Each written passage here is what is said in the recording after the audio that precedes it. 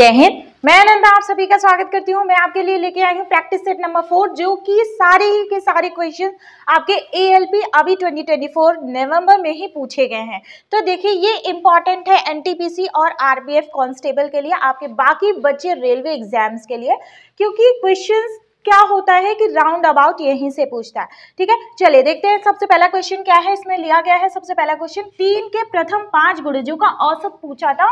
तो अब देखिए यहाँ पे क्या होगा, 3 के प्रथम 5 गुणज यानी कि 3 × 1 होगा और उसके बाद 3 × 2 होगा, इस तरह से करके 3 × 5।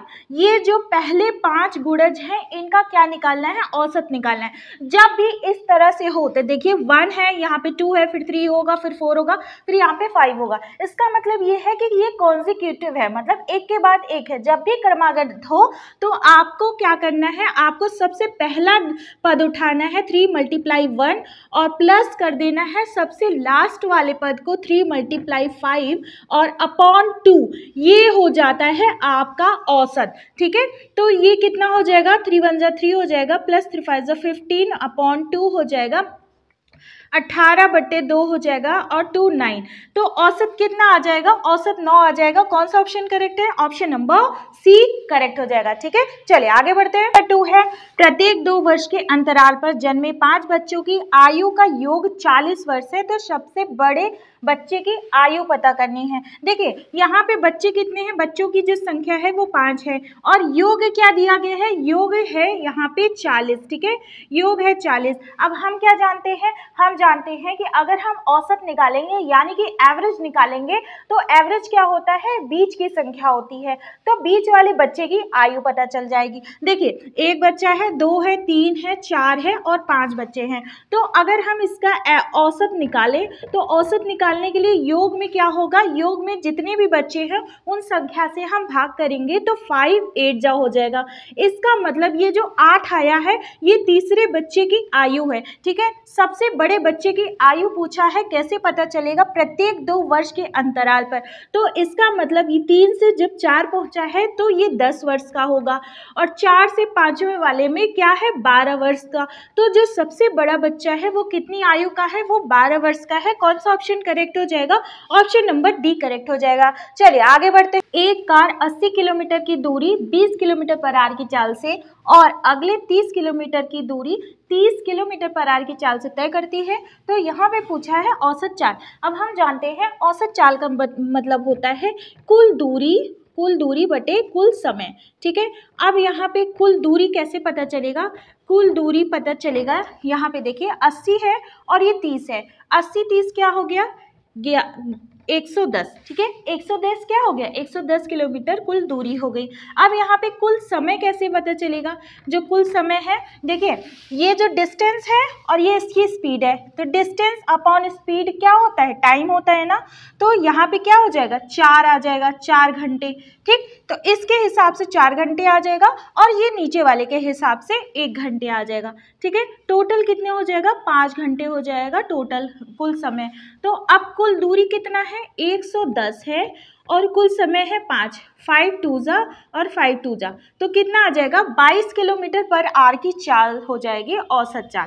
ठीक, चलिए ऑप्शन नंबर बी क्या हो जाएगा, करेक्ट हो जाएगा। चलिए आगे बढ़ते हैं। नंबर 4 कह रहे हैं पी और क्यू का वेतन मिलाकर 2000 रुपये है। ठीक है, पी अपने वेतन का 95% क्या करता है, खर्च कर देता है और क्यू क्या करता है, अपने वेतन का 85% खर्च कर देता है। क्वेश्चन में दिया गया है कि अब उनकी जो बचत है वो समान है। तो इसका मतलब अगर P, यहाँ पे P है, ये Q है, ये समान कब हो जाएंगे, कब होंगे, जब P की जो बचत है, P की बचत Q के बचत के बराबर होगी। तो P अगर अपने वेतन का 95% खर्च कर देता है तो उसके पास बचता है 5%। ठीक है, और Q के पास बचता है कितना, 15% बचता है, जब 85% वो खर्च कर देता है। ठीक है, तो अब ये क्या हो जाएगा, 5 1 जा हो जाएगा, 3 हो जाएगा और P/Q क्या आ जाएगा 3/1। इसका मतलब P और Q के जो सैलरी का रेशियो आ जाएगा वो 3:1 हो जाएगा। ठीक, तो P का वेतन पूछा है तो दोनों लोग मिला करके कितना कमा रहे हैं, 20,000 कमा रहे, 2,000 कमा रहे हैं। तो देखिए 3 और 1 मिला करके कितना हो जाएगा, 2,000 के हो जाएगा। 3 1 कितना होता है, 4 यूनिट। 4 यूनिट बराबर हो जाएगा 2,000 के। 1 यूनिट बराबर हो जाएगा 500 के। ठीक है, और उसके बाद कितनी यूनिट, P का पूछा है तो प्री वाला मल्टीप्लाई करेंगे। 3 यूनिट बराबर हो जाएगा 3 × 500 बराबर हो जाएगा 1,500 रुपये। P क्या है, 1,500 रुपये P का वेतन है। कौन सा ऑप्शन करेक्ट हो जाएगा, ऑप्शन नंबर B करेक्ट हो जाएगा। ठीक है, चलिए आगे बढ़ते हैं। एक व्यक्ति 12.5% लाभ अर्जित करने के लिए एक वस्तु को इतने रुपए में बेचता है, तो वस्तु का मूल्य कितना था, मतलब वस्तु का जो कॉस्ट प्राइस है वो पूछा है। तो यहाँ पे 12.5% है। देखिए 12.5% को हम जानते हैं कि ये होता है 1/8। ठीक है, इसमें क्या हुआ है, इसमें इतने रुपए में बेचा है। 8 क्या है, 8 माना जाता है कॉस्ट प्राइस। ठीक है, ये एक क्या है, ये एक इसका लाभ है क्योंकि यहाँ पे लाभ प्रतिशत में है। तो 8 रुपये उसका कॉस्ट प्राइस था, उसने कितने में बेचा होगा, 9 रुपये में बेचा होगा। तो 8 यूनिट है और ये 9 यूनिट है। अब यही जो 9 यूनिट है वो दिया गया है किसके बराबर है, ये बराबर है 247.5 रुपीज़ के बराबर है 9 यूनिट। अब यहाँ पे 1 यूनिट बराबर क्या हो जाएगा, 247.5/9। ठीक है, अब इसको 9 से काटते हैं, 9 2 ज़ा 18 हो जाएगा, 9 7 जा हो जाएगा, उसके बाद 9 यहाँ पे 5 हो जाएगा। तो 1 यूनिट बराबर हो जाएगा 27.5। अब हमें पूछा है वस्तु का क्रय मूल्य। तो क्रय मूल्य के लिए हम ये जो क्रय मूल्य 8 है, हम 8 यूनिट पता कर लेंगे बराबर कितनी होती है।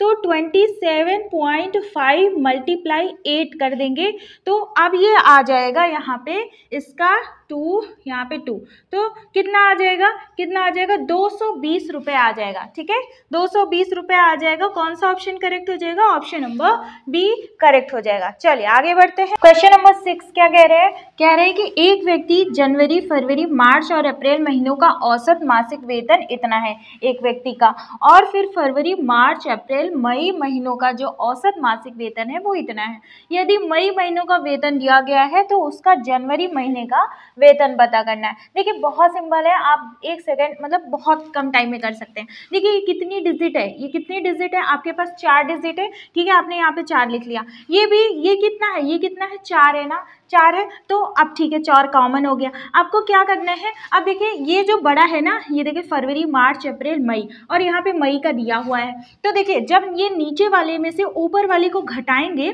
तो आपको ऐसे करना पड़ेगा ना, ऐसे यहाँ पे 8000 ऐसे करना पड़ेगा। तो इससे क्या होगा कि देखिए फरवरी कट गया, मार्च कट जाएगा, अप्रैल कट जाएगा, और मई हो जाएगा, मई माइनस जनवरी हो जाएगा। तो ये हो जाएगा ना।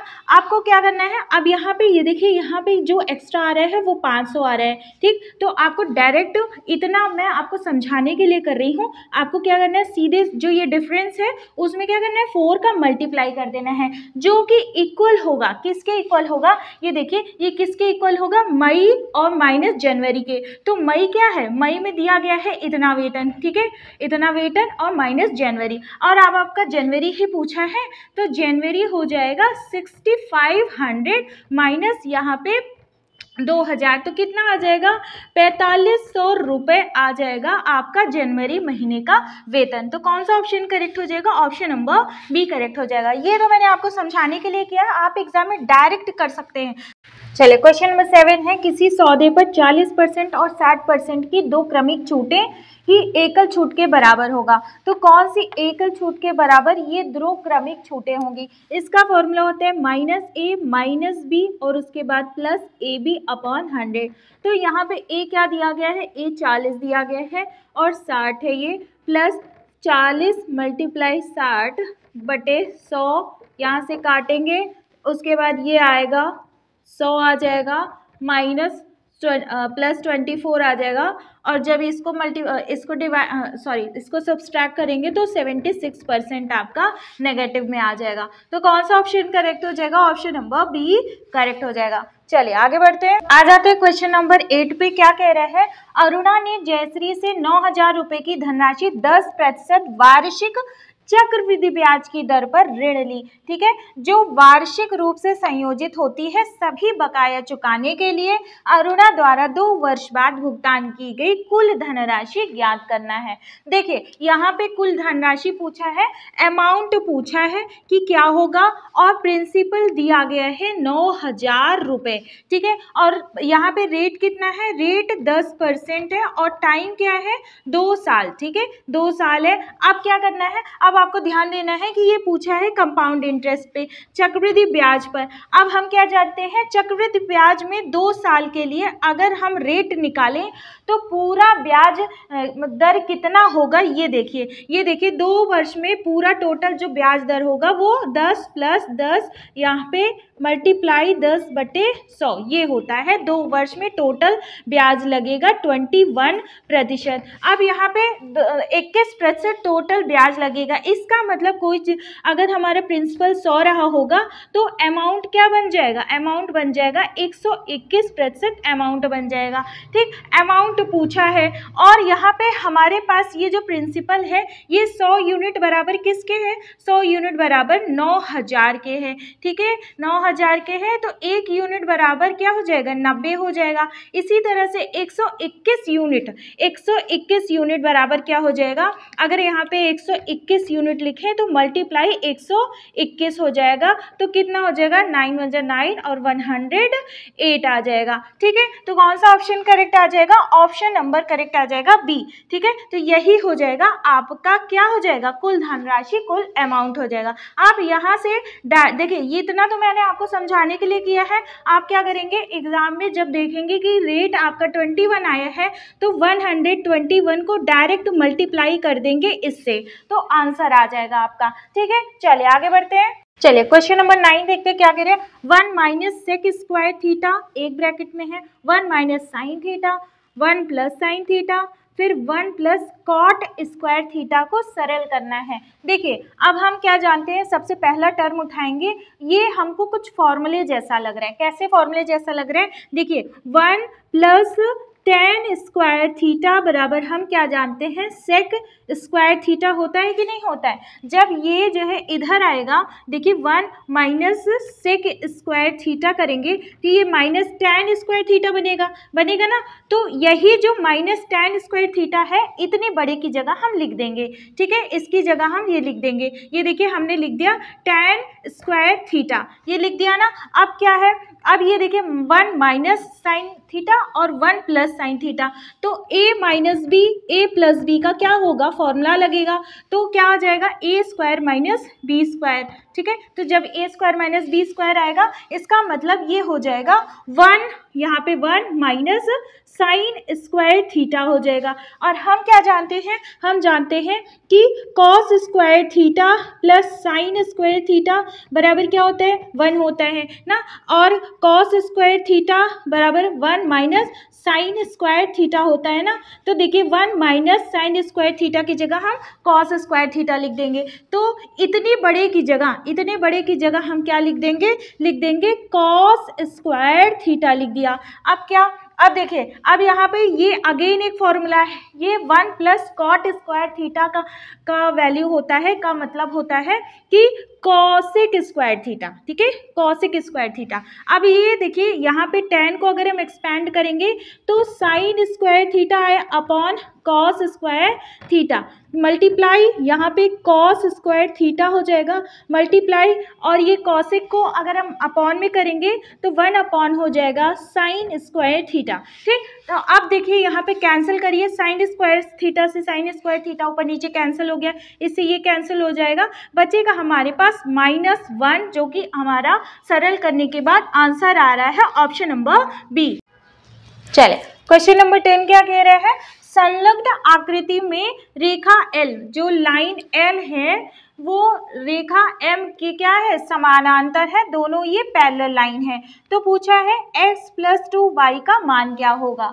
तो अभी हमें क्या निकालना है, x और y की वैल्यू निकालनी है। तो हम क्या जानते हैं, हम ये जानते हैं कि जो दो भी पैरेलल लाइंस होती हैं उसके जो अंतःकोण होते हैं उसका योग कितना होता है, 180 डिग्री होता है। इसका मतलब x + 105 बराबर क्या हो जाएगा, 180 डिग्री हो जाएगा। तो x बराबर 180 - 105 हो जाएगा। यहाँ पे 5 आ गया और ये 75 डिग्री। तो x की वैल्यू क्या आ जाएगी, 75 डिग्री x की वैल्यू आ गई। अब यहाँ पे देखिए इस वाली लाइन में आ जाइए, ये देखिए ये 60 है ना, तो इसके यहाँ वाला जो एंगल होगा वो भी 60 होगा। अब यहाँ पे बन गया ये अंतःकोण और यहाँ पे y + 60 बराबर क्या हो जाएगा, 180 हो जाएगा। तो y की वैल्यू क्या हो जाएगी, 180 - 60 हो जाएगी और यहाँ पे 120 डिग्री हो जाएगी। ठीक है, तो y की वैल्यू कितनी आ गई, 120 आ गई, x की वैल्यू 75 आ गई ना, x की वैल्यू 75 आई है और y की वैल्यू 120 आई है, 2 × 120 हो जाएगा। तो 75 प्लस यहाँ पे 240 हो जाएगा। तो कितना हो जाएगा, 5 7 4 11 और यहाँ पे 3 315 क्या आ जाएगा, आंसर आ जाएगा। ऑप्शन नंबर सी क्या हो जाएगा, करेक्ट हो जाएगा। तो ठीक है फ्रेंड्स, तो आज की क्लास सिर्फ यहीं तक। इससे पहले आप आज का क्वेश्चन ले लीजिए। क्वेश्चन क्या कह रहे हैं, 6 और 24 का मध्यानुपाती निकालना है। तो क्या होगा, कमेंट करके बताइएगा, क्लास को शेयर कर दीजिए। अगर आप चैनल पे नए हो तो सब्सक्राइब कर लीजिए, क्योंकि इसमें आप ही का फायदा होने वाला है। मैं छोटी छोटी ट्रिक्स बताऊंगी बड़े बड़े क्वेश्चंस की। तो आपको क्या करना है, लाइक करना है, चैनल को फॉलो करना है, शेयर करना है, फटाफट कर दीजिए सब चीज़। ठीक है, फिर मिलते हैं नेक्स्ट क्लास में। तब तक के लिए बाय बाय, टेक केयर, नमस्कार, जय हिंद।